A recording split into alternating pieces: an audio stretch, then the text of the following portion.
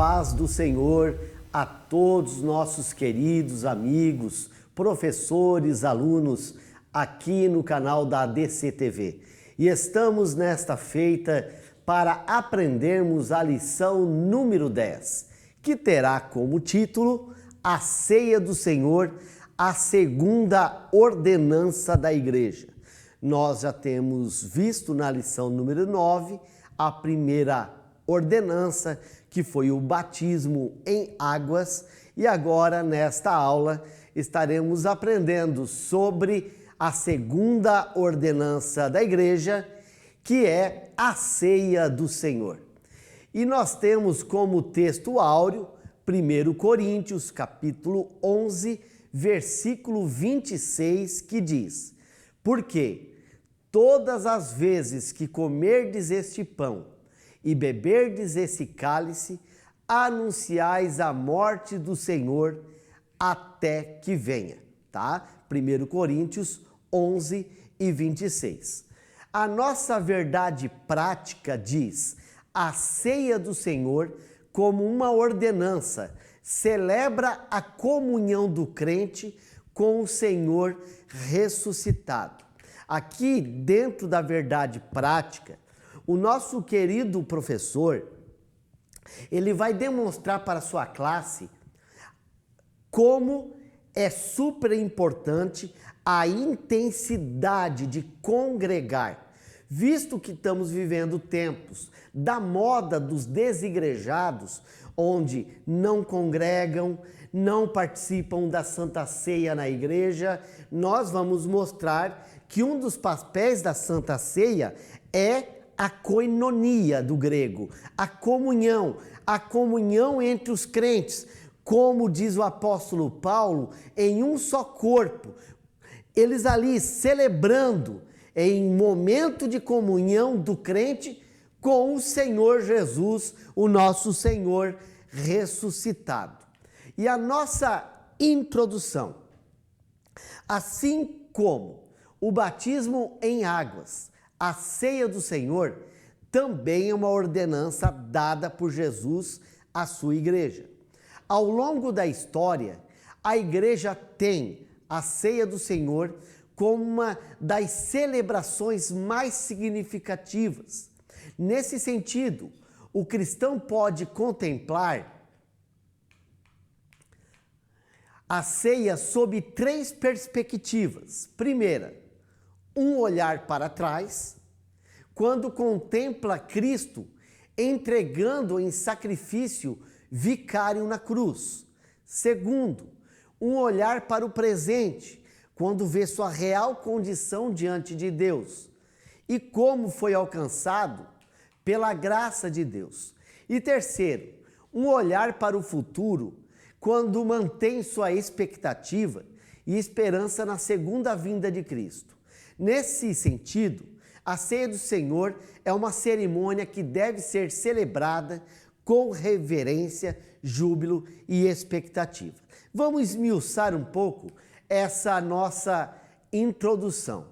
Então, dentro da nossa introdução, primeiro, nós entendemos que a ceia do Senhor é uma das celebrações mais significativas para a igreja de Jesus. O momento é um momento muito especial. Esse culto, ele se torna um culto muito especial. E ali a gente começa a contemplar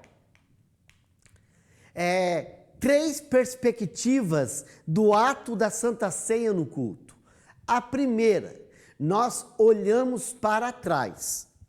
Como assim, irmão?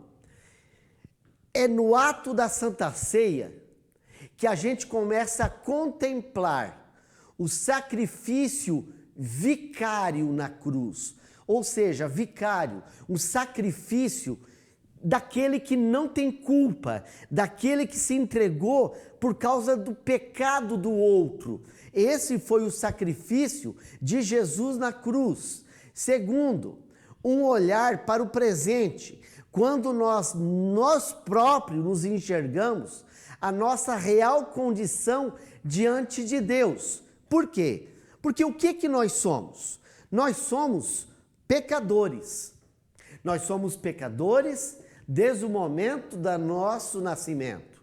Nós nascemos sob o peso do pecado original. Como pecadores, nós éramos mortos espirituais. Como mortos espirituais, não tinha como nós fazermos o bem, apenas fazer o mal. Como pecadores, não tínhamos como pagar a dívida que estava posta diante de Deus por causa do pecado da humanidade.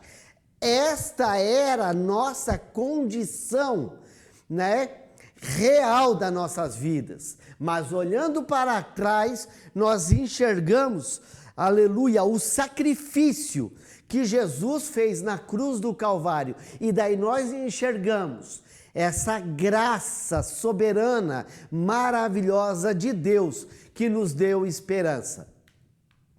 E a terceira perspectiva é um olhar agora para o futuro, quando mantém sua expectativa e esperança na segunda vinda de Cristo. É participando do ato da Santa Ceia. Nós temos a esperança que breve o Senhor Jesus voltará, sim, para buscar a sua igreja, não a igreja visível, mas a igreja invisível, a igreja dos salvos, a igreja que realmente está esperando, Maranata, a vinda do Senhor Jesus. Então, dentro da nossa introdução, querido professor, nós estaremos mostrando que essa cerimônia, ela não pode ser celebrada de qualquer maneira, mas ela tem que ser celebrada de reverência. É um momento de reverência, não é um momento de tratarmos apenas em pegar um pedaço de pão e um cálice, comer e beber. Não, um ato com reverência, com um júbilo, que é alegria e expectativa. Então, dentro disso, nós entramos no nosso primeiro tópico, a natureza da ceia do Senhor na tradição cristã. Então, a igreja cristã, existe a sua tradição de participar do ato da Santa Ceia, e é o que nós estaremos vendo, esse perfil histórico no primeiro tópico. E a síntese deste tópico diz assim: a ceia do Senhor é celebrado em nossa igreja sobre uma perspectiva memorial, em que Jesus está espiritualmente presente. Então nós vamos ver, as três principais maneiras desse momento tão especial da ceia do Senhor.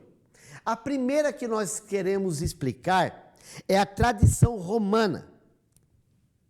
Dentro da tradição romana, ou os católicos romanos, eles acreditam na transubstanciação dos elementos da Santa Ceia.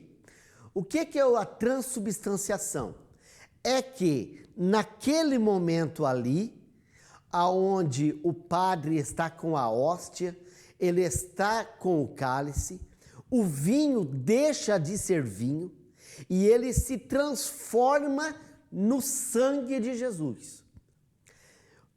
O cálice e a hóstia, que é o pão não é mais pão e ele se transforma no corpo de Jesus. Por isso se chama a transubstanciação.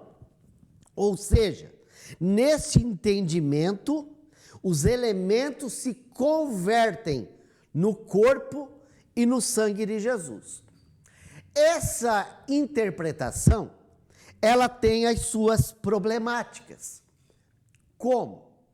Porque quando Jesus realizou a Santa Ceia, ele estava presente ali, em corpo. Então ele está com o pão, ele está com o cálice, ele faz o ato da ceia E ali não era o corpo e não era o sangue de Jesus no momento, porque Jesus estava em carne ainda vivo na terra.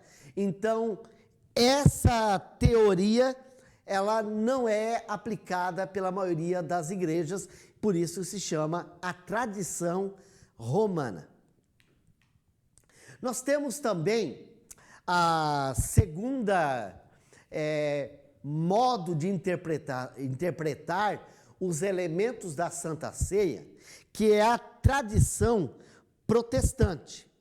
Já na tradição protestante, os elementos da Santa Ceia, o pão e o vinho, eles se tornam ou se convertem no corpo de Cristo.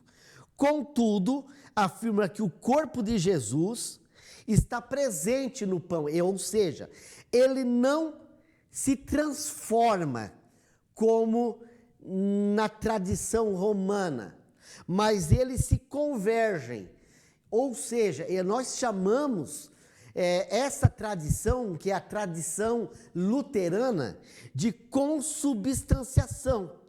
Então nós entendemos que Lutero, ele não saiu completamente da tradição da igreja dele, que era a igreja católica. Ele não conseguiu sair daquela versão modificada da última crença. Mas afinal, nós, pentecostais da Assembleia de Deus, como que nós definimos os elementos do cálice e do pão do ato da Santa Ceia?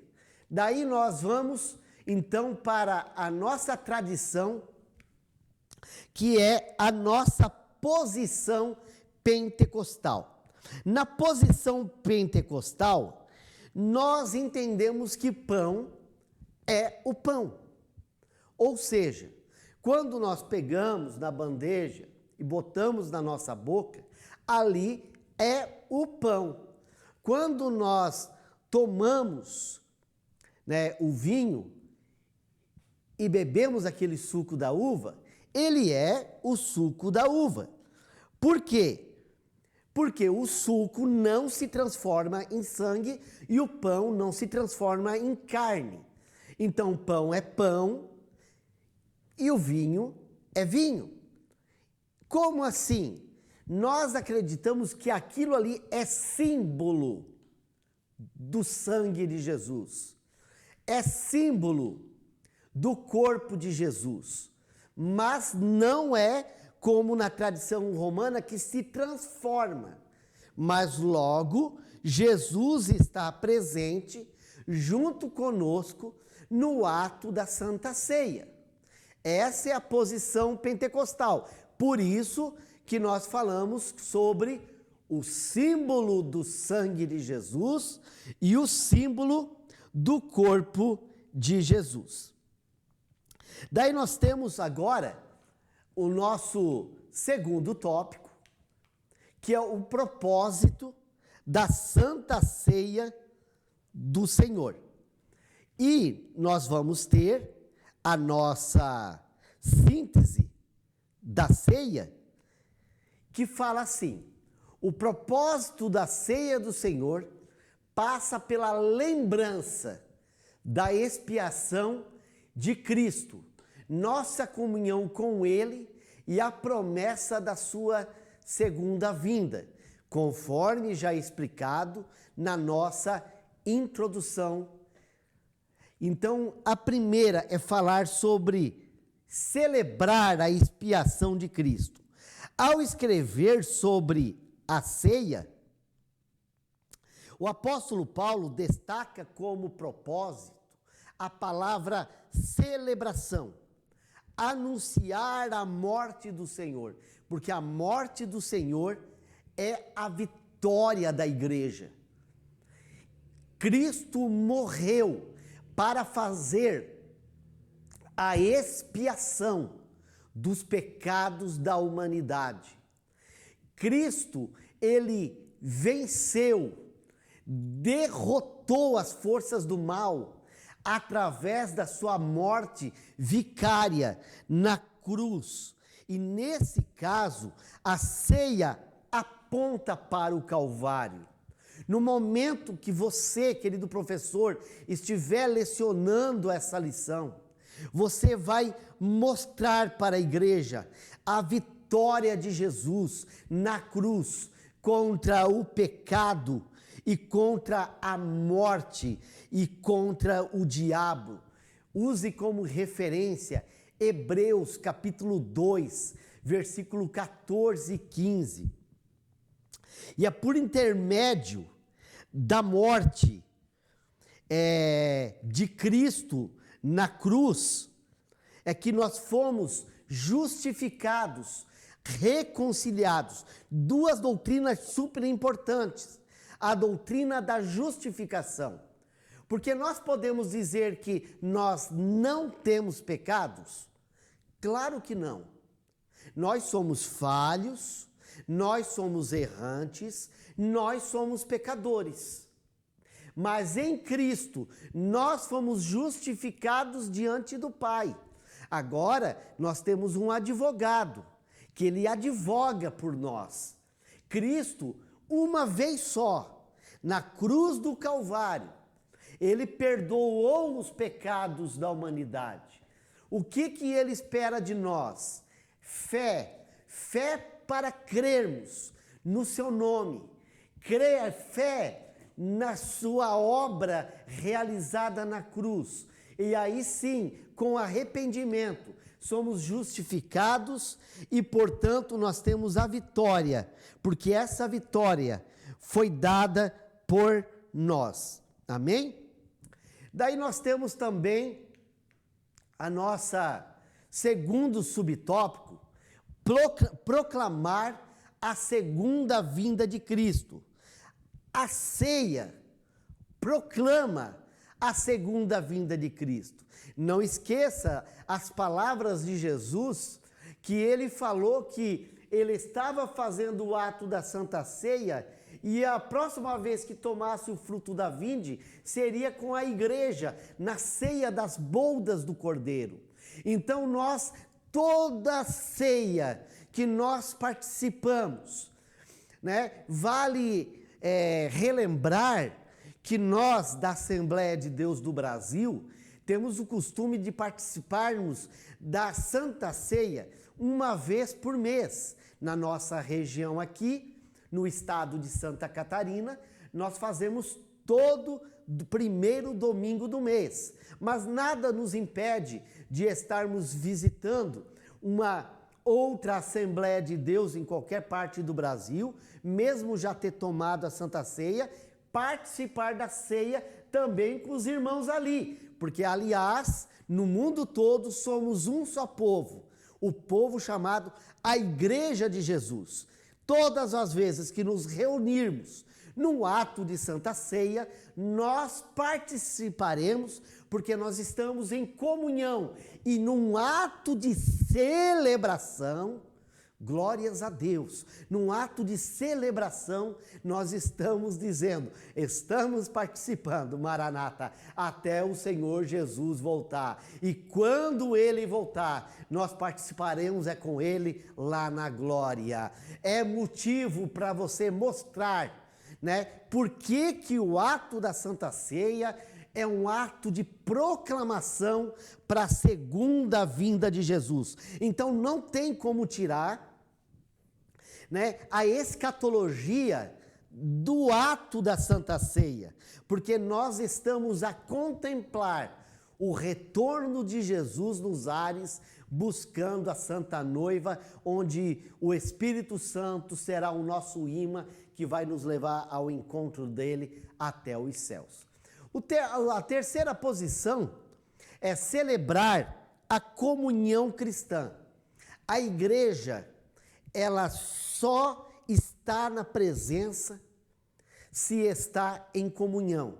A igreja de Jesus não pode estar dividida, a igreja de Jesus não pode estar em contenda, em dissensões, tanto que na carta de 1 aos Coríntios, Paulo trabalha sobre isso, sobre a unidade. Não tem esse negócio, eu sou de Pedro, eu sou de Paulo, eu sou de Apolo, eu sou de Cristo. Não, a igreja é uma só, unida na presença dele.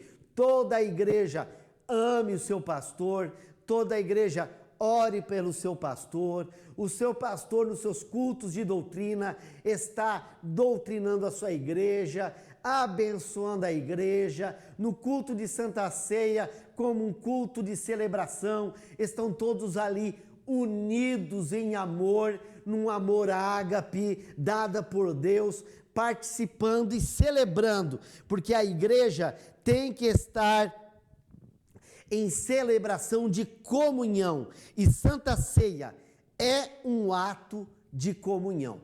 Então, no nosso terceiro tópico, nós vamos falar sobre proclamar a segunda vinda de Cristo. E o propósito é o modo da celebração da ceia do Senhor. Então, nós vamos falar aqui o que é participar indignamente. O que é isso que o apóstolo Paulo está falando sobre o que é participar indignamente?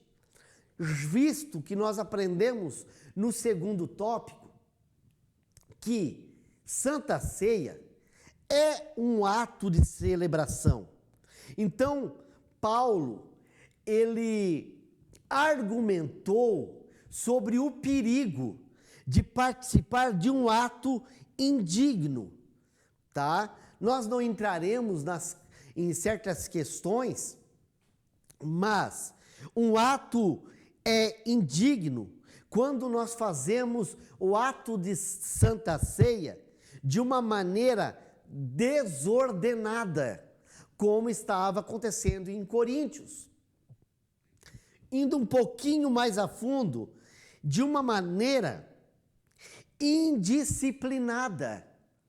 Então, no ato de Santa Ceia, não é um ato de nós estarmos indisciplinados ou estarmos desordenados ou irreverente. O ato de Santa Ceia, ele é marcado pela disciplina, pela reverência e pela ordem. Então, lá em Coríntios, eles se banqueteavam no ato da Santa Ceia. Uns comiam mais do que os outros. E Paulo vem nos mostrar em 1 Coríntios, capítulo 11, a partir do versículo 23, a maneira correta para estarmos fazendo esse ato simbólico, mas não menos importante, como a segunda ordenança que Jesus nos dá. Então, nós temos que entender no segundo subtópico do terceiro tópico que esse ato de Santa Ceia é uma celebração reverente. Então, ela tem que ser marcada pela reverência. Nós participamos agora do ato da Santa Ceia porque nós somos dignos pela graça de Deus. Cristo, pela graça que nós não merecíamos, nos tornou dignos e com muita reverência, com zelo, nós participamos desse ato tão abençoado. Então, não existe pecador que não possa ser alcançado pela graça de Deus. E nós fomos alcançados pela graça de Deus. Nós temos deixado o pecado que outrora para trás. Por quê? Porque agora nós declaramos uma nova vida justa diante do nosso Mestre. Nós oramos, nós buscamos a sua face para cada dia mais Ele nos ajudar a ficarmos em Sua presença. E no ato de Santa Ceia é que nós estamos nesse momento de alegria. Por quê? Porque a Santa Ceia, né, é um momento tão feliz de comunhão para a igreja. Por quê? Porque nós confessamos os nossos pecados. Nós fomos perdoados e deixamos a velha natureza para viver a nova natureza. E é dentro deste contexto que entramos dentro do terceiro subtópico. E olha o que está escrito aqui: celebração festiva. É um momento para nós de festa, uma festa maravilhosa, uma festa real, uma festa feliz, porque a ceia do Senhor celebra a morte e a ressurreição. Cristo não ficou dentro da sepultura. A pedra não está lacrada. Por quê? Porque ao terceiro dia Ele ressuscitou. Ele nos deu a esperança. Então, nós começamos a entender que a ceia está celebrando que Ele não apenas morreu, mas Ele ressuscitou. Portanto, esta festa é uma festa santa, reverente, onde nos preparamos, oramos, damos louvores a Deus, aonde o presbitério, eles oram por esses símbolos e nós participamos como corpo de Jesus em abundante alegria, como diz a nossa lição. Então vamos para a nossa conclusão. Nessa lição, sob diferentes perspectivas, vimos alguns aspectos que revelam o sentido e o propósito da ceia do Senhor. Não é um sacramento que de forma mágica concede graça aos que dela participam, nem tampouco uma vacina para dar comunhão a quem não tem. Na verdade, o direito de celebrar essa importante ordenança é o resultado da graça que foi concedida a cada crente. É necessário ter esse discernimento quando se participa desse rito cristão. Trata, pois, de um ato que não pode ser celebrado de qualquer jeito, de qualquer maneira, nem tampouco por quem vive deliberadamente, né, pelo pecado. Então, nós não participamos da Santa Ceia de qualquer maneira, de qualquer jeito, e nem vivemos ainda para continuar na prática do pecado. Falhas todos nós temos, mas joelhos no chão, chorando na presença de Deus, com um coração com fé, arrependido, estaremos lá participando com comunhão do nosso Deus. E eu agradeço a todos que estiveram conosco nesta aula e até a próxima, e a 11ª vem, e tenha uma boa aula lá na sua classe.